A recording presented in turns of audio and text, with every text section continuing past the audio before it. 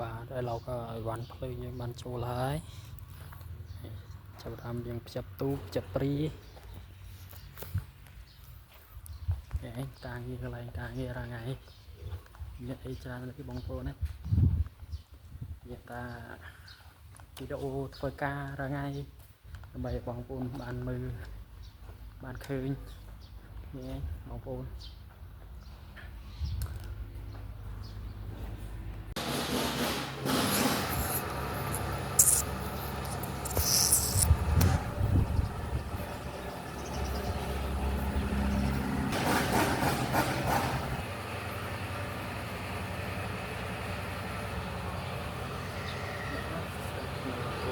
ការងារ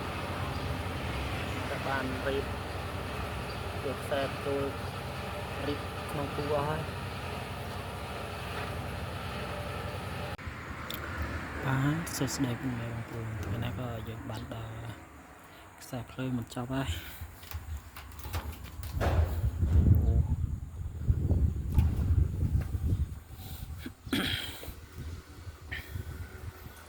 เอาแต่ការងារផ្ចិប់ពូលនេះព្រៃនៅចាំពូលសាំងតាន់បាន